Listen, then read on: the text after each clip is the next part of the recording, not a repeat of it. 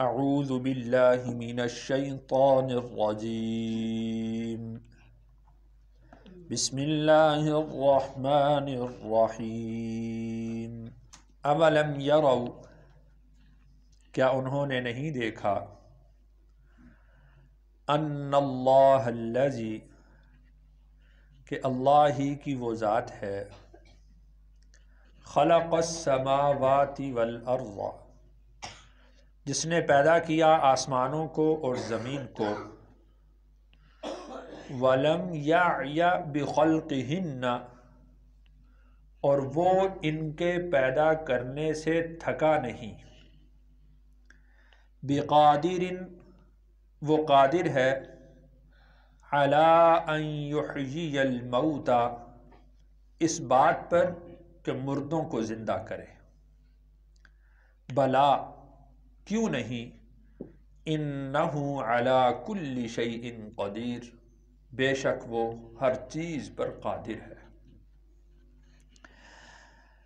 تو مشرکین مکہ کے خیال کا رد اللہ نے فرمایا ہے کہ وہ یہ کہتے تھے کہ اللہ تعالی ہمیں کیسے دوبارہ زندہ کریں گے، ہم مٹی ہو جائیں گے، بوسیدہ ہو جائیں گے، ذرہ ذرہ ہو جائیں گے، ختم ہو جائیں گے، کون ہمیں اٹھائے گا، کون ہمیں زندہ کرے گا اور کس طرح کیا جا سکتا ہے؟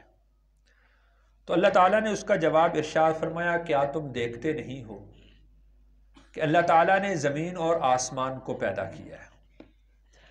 پہلی بات تو یہ سمجھیں کہ زمین اور آسمان کا وجود نہیں تھا، اللہ تعالیٰ ان کو عدم سے وجود میں لے کر آئے، اور اسی طریقہ سے انسان کا وجود نہیں تھا، انسان کو عدم سے اللہ نے وجود بخشا۔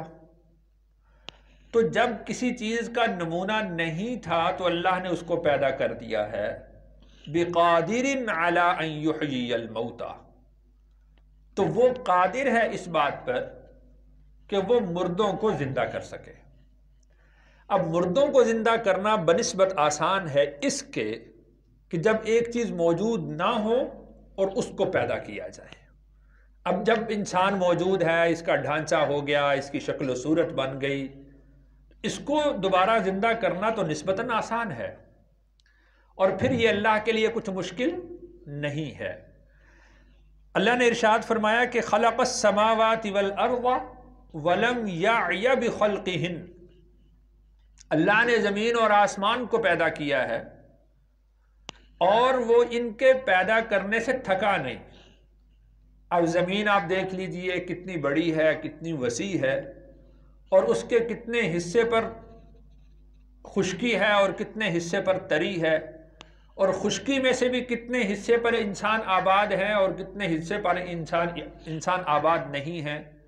اب وہ ساری چیزوں کا تناسب نکالیں تو جو انسان کا جو رہائشی حصہ ہے، جو امکانی حصہ ہے جہاں پر وہ رہائش اختیار کر سکتا ہے، تو اس کا زمین اور آسمان کے ساتھ جب تناسب نکالا جائے تو وہ تو اتنا بھی نہیں ہے جتنا کہ ایک سمندر کے مقابلے میں ایک ذرہ ہوتا ہے۔ تو اللہ کو یہ سارا جمع کرنا، دوبارہ اٹھانا اللہ کے لیے کیا مشکل ہے؟ اور اس میں یہود کے عقیدے کا بھی رد ہوا۔ یہودی یہ کہتے تھے کہ اللہ تعالیٰ نے 6 دنوں کے اندر آسمان اور زمین کو بنایا اور 7ویں دن اللہ نے آرام کیا۔ تو اللہ نے ارشاد فرمایا وَلَمْ يَعْيَ بِخَلْقِهِنْ، اللہ ان چیزوں کے پیدا کرنے سے تھکتے نہیں ہیں۔ تو لہذا یہود کا جو عقیدہ گھڑا ہوا ہے، بنایا ہوا ہے کہ اللہ نے 7ویں دن آرام کیا، یہ عقیدہ بھی غلط ہے۔ جب اللہ نے سوال کیا اولم یروا، کیا وہ دیکھتے نہیں ہیں اس بات کو؟ تو جس شخص کا عقیدہ یہ ہے کہ اللہ تعالیٰ انسان کو مارنے کے بعد اس کو دوبارہ زندہ کرنے پر قادر ہے، تو اس کو یہ کہنا چاہیے بلا کیوں نہیں، انہ علی کل شیء قدیر، کہ بے شک وہ اللہ ہر چیز پر قادر ہے۔ وَيَوْمَ يُعْرَضُ الَّذِينَ كَفَرُوا، وَيَوْمَ اور وہ دن یاد رکھنے کے قابل ہے، يُعْرَضُ الَّذِينَ پیش کیے جائیں گے وہ لوگ جو لوگ کفروا منکر ہوئے علی النار آگ پر۔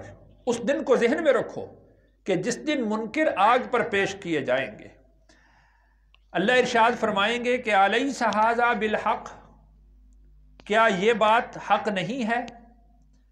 قالوا، وہ کہیں گے بلا وربنا، کیوں نہیں، اور ہمارے رب کی قسم۔ قالا، پھر اللہ ارشاد فرمائیں گے فذوقوا العذاب، پس تم چکھو عذاب کو، بما کنتم تکفرون، بسبب اس کے جو تم کفر کیا کرتے تھے، بسبب اس کے جو تم انکار کیا کرتے تھے۔ اللہ تعالیٰ ان کو ماریں گے، وہ مر گئے ہیں، اللہ ان کو دوبارہ قیامت کے دن زندہ کریں گے، اور چونکہ وہ اس بات کے منکر تھے، اور عقیدہ آخرت، بعث بعد الموت کا عقیدہ، یہ ایمان کے بنیادی عقائد میں سے ایک عقیدہ ہے، اور وہ اس کے منکر تھے، پھر اللہ تعالیٰ ان کے عقیدہ کی خرابی کی وجہ سے ان کو جہنم میں بھیجیں گے۔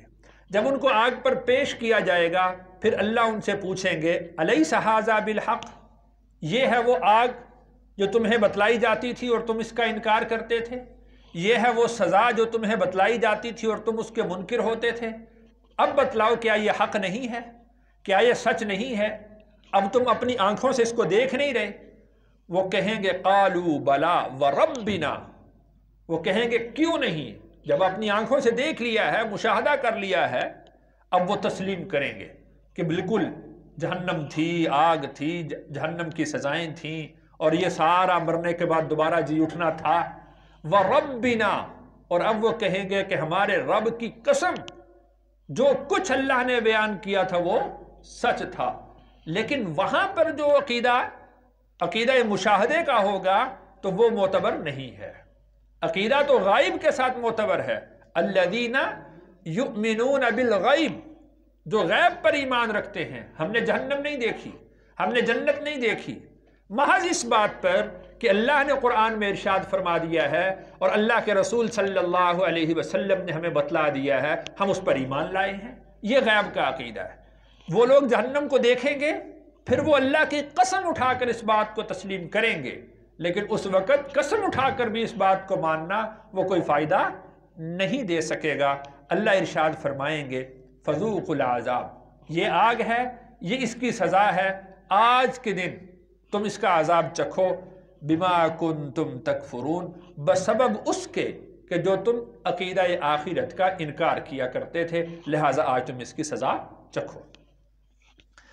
فاصبر، پس آپ صبر کیجئے، کما صبر، جیسا کہ صبر کیا اولو العزم من الرسل، رسولوں میں سے اولو العزم نے۔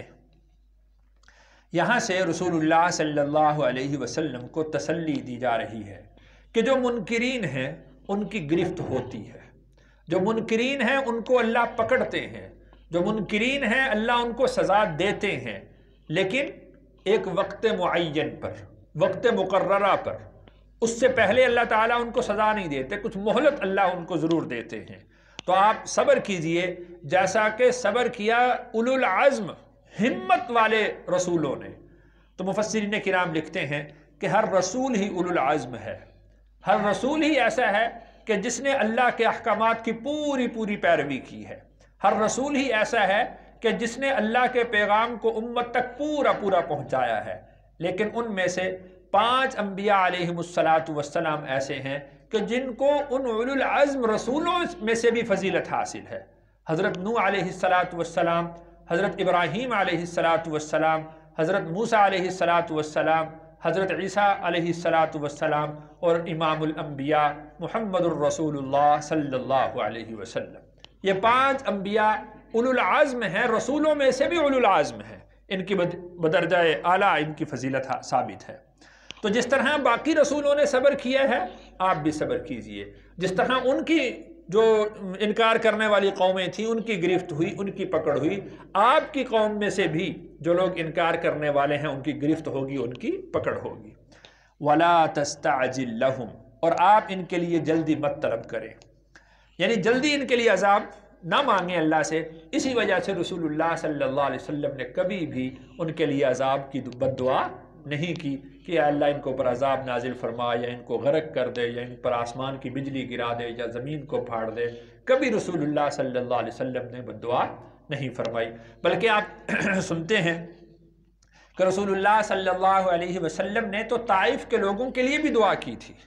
آپ نے فرمایا تھا کہ اے اللہ، یہ میری قوم اس بات کو سمجھتے نہیں ہیں، ہو سکتا ہے کہ ان کی نسلوں میں کوئی لوگ ایسے آ جائیں کہ جو مجھ پر ایمان لانے والے ہوں۔ تو اس لیے رسول اللہ صلی اللہ علیہ وسلم نے کسی کے لیے عذاب میں جلدی طلب نہیں کی۔ کأنہم یوم یرون ما یوعدون، گویا کہ وہ اس دن کو دیکھ رہے ہیں جن کا ان کے ساتھ وعدہ کیا گیا تھا۔ لم یلبثوا، نہیں وہ ٹھہرے، الا ساعتن، مگر ایک گھڑی، من نہار، دن کی۔ یعنی وہ جو منکر لوگ ہیں، جب وہ اس عذاب میں جائیں گے، ان پر گرفت آئے گی، ان پر پکڑ آئے گی، تو وہ سارا پیچھے کا زمانہ جتنا بھی گزر چکا ہے وہ یوں سمجھیں گے لم یلبثوا الا ساعتا من نہار، گویا کہ وہ دن کی ایک گھڑی ٹھہرے تھے۔ جب عذاب آتا ہے، جب مصیبت آتی ہے، سختی آتی ہے، تو اس سے پہلے کا جتنا زمانہ نعمتوں میں گزرا ہوتا ہے، آسائشوں میں، سہولتوں میں گزرا ہوتا ہے، وہ سارا زمانہ بہت تھوڑا نظر آتا ہے کہ فائدہ تو ہم نے بہت تھوڑی دیر حاصل کیا۔ سختی کا زمانہ ممتد ہوتا ہے، سختی کا زمانہ لمبا نظر آتا ہے، اس میں آدمی کو اس کا وقت نہیں گزرتا۔ تو وہ آخرت کا دیکھیں، جب آخرت میں پہنچیں گے تو وہ جو حشر کا زمانہ، جو برزخ کا زمانہ گزرا ہے، اس سے پہلے دنیا کی زندگی گزری ہے، وہ سارا کا سارا کہیں گے کہ لم یلبثوا الا ساعتا من نہار، ہم تو تھوڑی ہی دیر ٹھہرے تھے۔ بلاغن، پہنچا دینا ہے۔ یعنی اب دیکھیں اللہ تعالیٰ نے قرآن میں کس طرح کھول کھول کر صاف صاف بیان کر دیا ہے۔ تو اللہ تعالیٰ نے ارشاد فرمایا کہ ہماری طرف سے تو بات یہ تھی کہ جو تم تک کھول کھول کر پہنچا دی گئی ہے، صاف صاف پہنچا دی گئی ہے، تمہیں بتلا دیا گیا ہے، آخرت کا انجام تمہارے سامنے کھول کے رکھ دیا گیا ہے۔ بلاغن، ہماری طرف سے تو یہ تم تک پیغام کا پہنچا دینا تھا۔ فَهَلْ يُهْلَكُ، کیا نہیں ہلاک کیے گئے، إِلَّا الْقَوْمُ الْفَاسِقُونَ، مگر مجرم لوگ، مگر گناہگار لوگ۔ تم دیکھ لو، کیا گناہگاروں کو اللہ نے ہلاک نہیں کیا؟ کیا ان کو اللہ نے نیست و نابود نہیں کیا؟ کیا اللہ نے ان کے جو ہے وہ احوال تمہارے سامنے بیان نہیں کیے کہ کس طریقے سے اللہ تعالیٰ نے ان کو صفحہ ہستی سے مٹا دیا؟ فَهَلْ يُهْلَكُ إِلَّا الْقَوْمُ الْفَاسِقُونَ، نہیں ہلاک کیے جاتے مگر گناہگار لوگ۔ یہاں پر سورۃ الاحقاف مکمل ہوئی۔ اللہ تعالیٰ سے دعا ہے اللہ تعالیٰ مجھے اور آپ کو ایمان کامل نصیب فرمائیں اور اعمال صالحہ کی توفیق عطا فرمائیں۔ الحمد